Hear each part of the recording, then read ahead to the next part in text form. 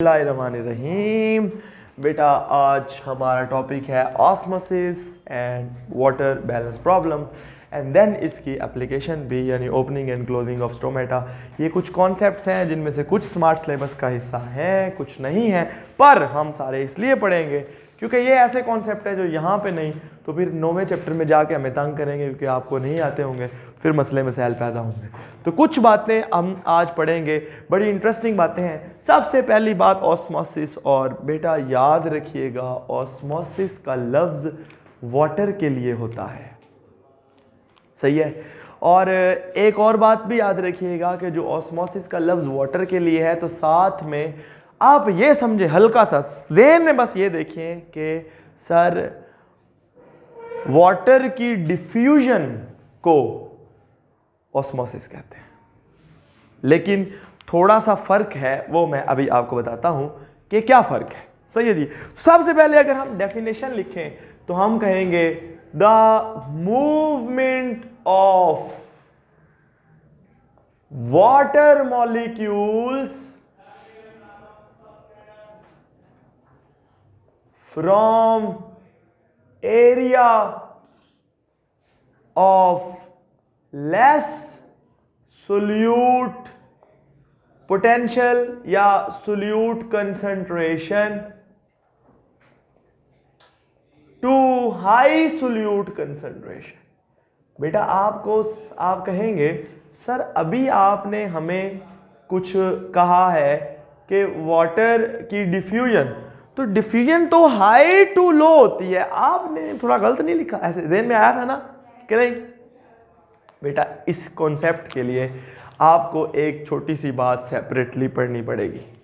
पानी है एक सॉल्वेंट, क्या है बेटा? सॉल्वेंट। पानी सोल्यूट नहीं है, याद रखिएगा बेटा। एक चीज होती है जिसे हम कहते हैं सोल्यूट, जो चीज हल हुई होती है, यानी जो अगर आपने पानी में नमक डाल दिया तो नमक सोल्यूट है, और जिसमें हल हुई भी होती है उसे क्या कहते हैं?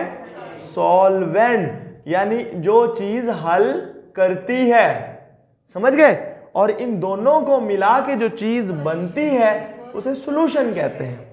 और आम जुबान में हम कहेंगे किसी सॉल्यूशन में जो चीज ज्यादा मिकदार में हो उसे सॉल्वेंट कहते हैं, और जो चीज कम मिकदार में हो उसे हम सोल्यूट कहते हैं। ये तो आपको अंडरस्टूड हो गया। तो बेटा जहाँ पे सोल्यूट की कंसंट्रेशन कम होगी वहाँ रिलेटिवली एक होता, देखें ये कुछ कॉन्सेप्ट हैं जो आपने बिल्कुल अगर नहीं समझ आते तो दोबारा बार बार पूछना है, क्योंकि ये बड़ा ज़हन आपको समझने की जरूरत है। एक चीज़ देखें कि मैं यहाँ से जा रहा हूँ और ये भाई साहब भी मेरे साथ चल रहे हैं, मैं इनकी निस्बत तेज चल रहा हूँ, हो सकता है किसी और की निस्बत मैं स्लो चल रहा हूँ। तो याद रखिएगा एक लफ्ज़ होता है रिलेटिवली। आपने रिलेटिव वेलोसिटी पढ़ा था फिजिक्स में, कि जब किसी चीज़ की स्पीड को या वेलोसिटी को किसी दूसरी चीज़ की वेलोसिटी के मुकाबले में रिलेटिव में देखा जाए तो इसको हम रिलेटिव वेलोसिटी कहते हैं, सही है। तो यहाँ पे जो बात आएगी वो ये आएगी कि किसी, इसमें याद रखिएगा एक बात, वो अभी मैं बताता हूँ, लेकिन लेस सोल्यूट का मतलब ये है कि उस सॉल्यूशन में प्रोबेबली सोल्यूट की मिकदार कंपैरेटिवली कम है। किसके कंपैरेटिवली? एक दूसरे सॉल्यूशन के कंपैरेटिवली जिसमें सोल्यूट की मिकदार नहीं, कंसंट्रेशन। अब अमाउंट और मिकदार और कंसंट्रेशन का फर्क मैंने आपको कल बताया था, याद आया कुछ? तो अब इसमें और एक लफ्ज इसमें लिखना फर्ज है, फर्ज, और वो होता है बेटा across the semi permeable membrane. याद रखिएगा मैंने ये बात ब्लू से लिखी है और ये लिखनी जरूरी है। अगर आप ये एक दो लफ्ज नहीं लिखेंगे, मैं ये पूरा लफ्ज क्वेश्चन काट देता हूं। ये है ऑस्मोसिस की डेफिनेशन, लेकिन अगर मैं आपको थोड़ा सा इसमें मॉडिफिकेशन करूं तो ये सारी बातें ठीक है और मैं इनको अभी प्रूव करता हूं, लेकिन मैं आपको उससे, हाँ देखो, लेस सोल्यूट कंसंट्रेशन, अच्छा मैं ये तीन बातें यहां लिखने लगा हूं बेटा। Less solute to high solute, ठीक है, हाई सोल्यूट कंसंट्रेशन, और यहां पे भी कंसंट्रेशन, ठीक है। दूसरे नंबर पे मैं कहूं less solute potential to high solute potential, और मैं कहूं हाई वाटर पोटेंशियल, ठीक है, टू लो वाटर पोटेंशियल। समझ आ गई? ये तीनों बातें सेम है। मैं यही बताना चाह रहा था। इस कॉन्सेप्ट में कभी झोल ना खाना। वो क्या है, देखो, जहां सोल्यूट कम है वहां ऑब्वियसली वाटर पोटेंशियल ज्यादा होता है। समझ गए? Less solute to high solute का मतलब ये है, less solute potential to high solute potential का मतलब ये है। ये पोटेंशियल क्या, ये आप पढ़ेंगे अगली क्लासेस में, फर्स्ट ईयर में इसके ऊपर पूरा एक वो है आखिरी चैप्टर में। तो high water potential to lower water potential, ये तीनों बातें सेम है। आप इस जगह पे ये तीनों में से कोई भी लाइन लिख सकते हैं, और अगर इससे रिलेटेड एमसीक्यू आए तो अब आप सॉल्व करने की सलाहियत रखते हैं। भाई जिक्रिया बेटा समझ आई? हमजा, नुमैर, फहद, चौधरी साहब, आप तो नहीं बताए। अच्छा समझ आ गई बात की? क्लियर हो गया बेटा कि ये हो गया, ये है डेफिनेशन। अब मैं आपके सामने एक एग्जांपल दे के आपसे सवाल पूछता हूं, तो कि आपको समझ आ गई है कि नहीं आ गई, तो मैं आपको बताता हूं बेटा। फिर उसके बाद मैं 3 बातें आपको और बताऊंगा। ये एक सॉल्यूशन है, ये 2 डब्बे मैंने रखे हैं, सही है, फर्ज किया। इस डब्बे के दरमियान में ये जो मैं ऐसे ऐसे ऐसे ऐसे मेम्ब्रेन शरीफ बना दी है ना, ये मेम्ब्रेन है, इसका नाम है सेमी परमिएबल मेम्ब्रेन, और ये वैसी है जैसी एक प्लाज्मा मेम्ब्रेन होती है। मतलब कुछ चीजों को गुजरने देती है और कुछ चीजों को नहीं गुजर। अंडरस्टूड? नुमैर समझ आया? ये मैंने ब्लैक कलर से क्या चीज बनाई है? Semi permeable membrane. क्या बनाया जिक्रिया मैंने? Semi permeable. You know what is semi permeable? The membrane which allows some substances to pass through it and blocks the others. Simple सी बात। अच्छा बेटा, इसकी एक साइड पे भी पानी है, समझे? फर्ज किया इस, अब आपने मुझे इसका जवाब बताना है। अगर आप इसका जवाब जो आप में से बता गया ना, मैं आपको 5 रुपए दूंगा, सही है? तो आपने ये देखना है, मैं यहां पे पानी है बेटा, इस साइड पे जो पानी है ना, वो है फर्ज किया 100 ml, ठीक है? 100 ml वाटर है, सही है? और इस साइड इसके अंदर जो नमक डाला हुआ है ना, वो नमक डाला हुआ है हमने ग्रीन कलर का, और वो नमक की जो मिकदार है वो है बेटा अपना, हम कहेंगे 10 ग्राम, ठीक है? क्लियर हो गया? सही है जी? एक दूसरी साइड है जिस साइड पे हमने 50 ml पानी डाला हुआ है। कितना पानी है? 50 ml वाटर, और इनके दरमियान में ये मेम्ब्रेन है, और इस साइड पे हमने जो नमक डाला हुआ है वो है 3 ग्राम, 2 लगा देते हैं, 2 ग्राम, ठीक है बेटा? ये सॉल्यूशन ए है और ये सॉल्यूशन बी है। आपने जिसको ये जवाब आता हो, आपने मुझे ये बताना है कि क्या वाटर सॉल्यूशन ए से बी की तरफ जाएगा कि बी से ए की तरफ? कौन कहता है कि बी से ए की तरफ जाएगा? बस 4 लोग। हफ्सा बेटी क्या कहती है? हाँ जी मौलवी साहब, बाद में प्रूव करना पड़ेगा कि कैसे। जी बोले जी, यहाँ पे थोड़ा है और यहाँ से पहले थोड़ा सा मिक्स होगा, फिर मिक्स होके वहाँ पे चले जाएगा। अच्छा ठीक। हाँ जी आप बताएं। हमजा, जिक्रिया, ए से बी की तरफ कैसे? बेटा अगर आप गौर करें तो इसमें है 100 ml के अंदर 10 ग्राम नमक।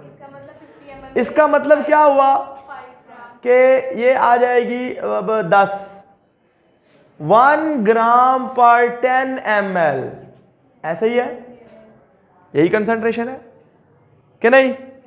तो इसको मैं ऐसे लिख सकता हूं 0.1 ग्राम पर, ये आप समझे ना, 100 ml में 10 की बजाय आप ऐसे समझे कि 10 ग्राम है 100 में, 10 ग्राम नमक, पानी कितना है 100, ये ग्राम हो गया, ये ml हो गया, सही है। अब मुझे सिर्फ एक बात बताएं कि इसके अंदर कंसंट्रेशन क्या हुई, 0.1, ऐसे ही है, मेरी थोड़ी सी वो है ना, मैथ्स कमजोर है, 0.1 ग्राम पर ml, यही कंसंट्रेशन आई कि नहीं? ये मैथ्स का काट कूट के, सही है। इस साइड में देखेंगे जरा, वो क्या है, वो है बेटा 2 ग्राम है 50 ml, सही है। तो ये कितना आएगा, ये आ जाएगा 25, ऐसे ही है। एक को 25 पे डिवाइड करें तो कितना जवाब आता है बेटा? एक को 25 पे डिवाइड करो, 1 को 25 पे, कैलकुलेटर से कर लो। 0.25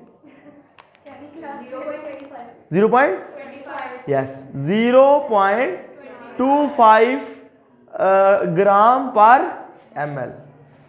नमक की कंसंट्रेशन किस साइड पे ज्यादा है, बी में कि ए में? ए में, उधर 1 ना, इधर 0.25। नमक, पानी का पोटेंशियल, अच्छा नमक का पोटेंशियल किस साइड पे ज्यादा है? ए में। नमक की कंसंट्रेशन पोटेंशियल है की बात, तो वाटर का पोटेंशियल किधर ज्यादा है? वाटर का पोटेंशियल ना बेटा ना, जिधर सोल्यूट कम होते हैं वाटर रिलेटिवली उतना ज्यादा होता है, तो लेस सोल्यूट जिधर होगा उधर वाटर पोटेंशियल हाई होगा, तो यहां से इधर को जाएगा पानी, हालांकि पहले ही इधर ज्यादा है। समझ आ गई? इस कॉन्सेप्ट में क्या करना पड़ता है, आपको कंसंट्रेशन निकालनी पड़ती है। Water moves from less solute concentration, less solute इधर है, to high solute concentration, high solute उधर है। समझ आई बात की? ये होता है तरीका। अच्छा, फर्ज किया अगर मैं इधर थोड़ा सा नमक और डाल दूं और इधर मैं रख दूं आपकी सामने, फर्ज किया इधर भी मैं 10 ग्राम नमक डाल देता हूं, अब मुझे बताएं 10 ग्राम बटा, बेटा कैलकुलेट हमेशा करते हैं, बटा 50, ऐसे ही है कि नहीं? ये हो गया 1 तक़सीम 5 कितना होता है? 0.5। 0.5 ज्यादा है कि 0.1 ज्यादा है? 0.5 ज्यादा है। जब 0.5 ज्यादा है तो वाटर इधर से ए से बी में मूव करेगा। अच्छा, फर्ज किया अगर इधर भी उतना ही है, इधर भी फर्ज किया, अब मैं इसको मिटा देता हूं कि कितना नमक डाला कितना पानी डाला, समझे? इधर भी कंसंट्रेशन सेम है, यानी इसके अंदर भी 1 ग्राम पर 1 ml है, फर्ज किया, और इधर भी 1 ग्राम पर 1 ml। अब बताएं, बराबर बराबर है, अब क्या होगा? नहीं बेटा, अब वाटर अपना लेवल तो बराबर करेगा ना, तो वो थोड़ा सा इधर आ जाएगा, जब तक ये बराबर नहीं हो जाते तब तक वो थोड़ी सी मूवमेंट हो। समझ आ गई? ये तीनों बातें अगर आपके दिमाग में समझ आ गई हैं तो बेटा अफसार नहीं समझ आई? पूछो पूछो, मैं बताता हूँ। अच्छा, तो अब अगर आपको ये बात समझ आ गई है तो मैं अब आगे चलता हूँ और आपको 3 इंपॉर्टेंट बातें बताता हूँ, 3 डेफिनेशंस। एक को हम कहते हैं बेटा हाइपरटोनिक, एक को हम कहते हैं हाइपोटोनिक, और एक को हम कहते हैं आइसोटोनिक। इधर देखिए, हाइपरटोनिक का मतलब होता है कि द सॉल्यूशन हैविंग रिलेटिव, फिर से वही बात आ गई बेटा, मेरे पास है 2 सॉल्यूशन, चलो ये तो अब अलग हो गई बात, मैं यहां पे चलो समझा देता हूं क्योंकि मैंने यहां पे एक कॉन्सेप्ट और भी देना है, तो इसलिए कोई टेंशन वाली बात नहीं है। तो ये है बेटा, मेरे पास 3 सॉल्यूशन हैं और ये समझें, और मेरे पास एक अलग-अलग बात बता देता हूं। फर्ज किया मेरे पास ये एक चौथा भी है, इसको ए कहते हैं और इसको बी सी, या आप ये समझें ये ए है, ये बी है, ये सी है और ये फर्ज किया एक्स है, कोई भी है, सही है बेटा। इसके अंदर नमक है, पानी है 100 ml, नमक है नमक भी समझे, नमक है 10 ग्राम, आसानी वाले, ठीक है। इसमें बेटा पानी है 100 ml, सही है, और नमक है हम कहते हैं जी फर्ज किया 10 ग्राम ही, या नमक क्या है, नमक समझे आप ये इसमें है 15 ग्राम, 15 की बजाय 20 कर लें क्योंकि सीधा सीधा आ जाएगा, सही है। इसमें नमक है अपना 5 ग्राम और पानी है 100 ml, और इसमें सेम है 10 ग्राम नमक और पानी है 100 ml। पहले तो बेटा इन सब की कंसंट्रेशन मुझे समझाओ, बताओ इसकी कंसंट्रेशन क्या लिखूं, इसके अंदर क्या कंसंट्रेशन होगी, बताएं।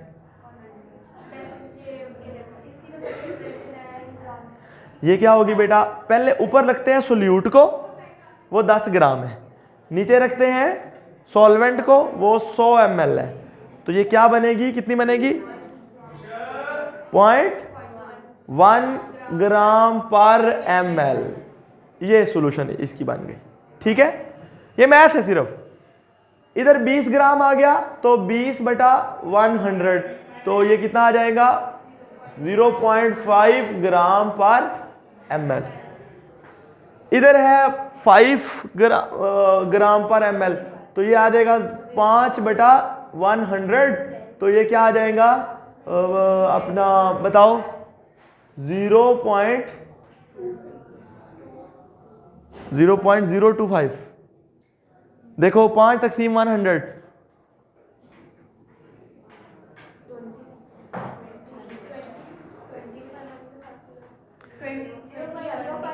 0.025 होगा या 0.05 होगा। हाँ बेटा 5 ऊपर नहीं 5/100 करना है, 100/5 नहीं करना, फिर 20 कैसे आ सकता है, नॉट पॉसिबल बेटा। ये देखो 5/100, अब मैं अपने तरीके से करूँ आपके सामने, तो इशारिया 0 आ गई, फिर आ जाएगा, फिर 0 आ जाएगी, तो फिर 0.05 आएगा बेटा, सही है। तो ये आ जाएगा 0.05 सॉरी ऊपर वाला 0.05 ग्राम पर ml, और ये फिर दोबारा सेम है, क्या किधर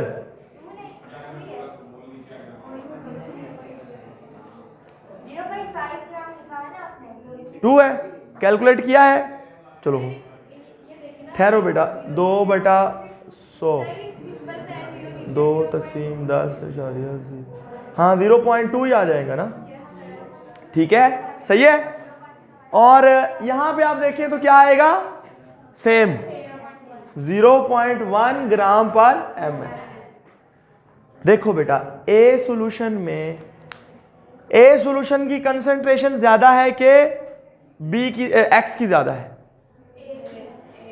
ए की ज्यादा है ना, तो ए एक्स की निस्बत, इसकी निस्बत ये हाइपरटोनिक है, जिसमें ज्यादा सोल्यूट हो, हम कहते हैं the solution having relatively more solute, समझ आ गई कि नहीं।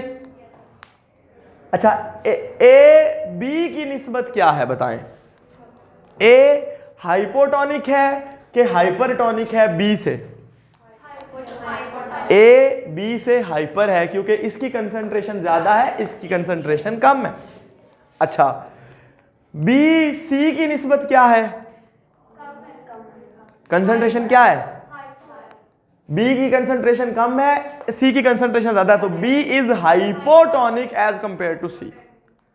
ये समझाने के लिए मैंने ये सॉल्यूशन बनाए थे, हालांकि टॉपिक इससे अगला था कि सेल को इन सब में रखेंगे तो क्या होगा, सही है, लेकिन वो भी हम पढ़ेंगे। लेकिन अभी समझ आ गई बेटा बात की, the solution having relatively more solute is called hypertonic, और द सॉल्यूशन हैविंग रिलेटिवली, पूरा लिखना है, relatively less solute, relatively less solute is called hypotonic and two solutions.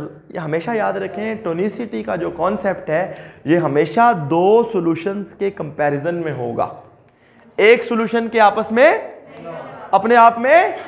अब एक ग्लास में आपने नमक डाला है, चीनी डाली है, तो आपको मैंने इसमें बड़ी चीनी डाली, बड़ी चीनी डाली, क्या पता किसी दूसरे ग्लास की निस्बत इसमें चीनी कम हो। तो जब भी आपने टोनिसिटी पढ़नी है तो आपने दो सॉल्यूशंस को आपस में कंपेयर करना है। यहां पे हम कहेंगे two solutions having relatively equal solute concentration. फिर कंसंट्रेशन का लफ्ज लिखना जरूरी है क्योंकि सोल्यूट की मिकदार जरूरी नहीं। क्या पता एक में आपने एक गिलास में यानी एक पतीले में 1 गिलास पानी हो और 1 चम्मच वो नमक, और दूसरे पतीले में 2 गिलास पानी हो और 2 चम्मच ही नमक हो, तो फिर दोनों तो आइसोटोनिक हुए, बराबर बराबर हुए। समझ गए? तो ये आपके ज़हन में आ गया बेटा। आपको जो 3 बातें आप पता लगी, ऑस्मोसिस क्या होता है, फिर ऑस्मोसिस की बुनियाद पे वाटर किधर से किधर मूव करता है। क्या मैं यहाँ पे एक चौथी स्टेटमेंट लिख सकता हूँ, water always move from hypotonic to hypertonic. बात सही होगी? क्या जिसमें लेस सोल्यूट है वो हाइपोटोनिक नहीं था, तो हाइपोटोनिक टू हाइपरटोनिक। ये चौथी स्टेटमेंट भी, इन चारों में से कोई भी आप इस एक डेफिनेशन में फिक्स कर सकते हैं। सही है? कल हम जो बात करेंगे इंशाल्लाह बेटा, वो क्या होगी कि जब किसी प्लांट सेल को या एनिमल सेल को इन सॉल्यूशंस में से किसी एक में रखा जाए तो उसके साथ क्या बीतती है। ठीक है? तो कोई सवाल है बेटा तो पूछें।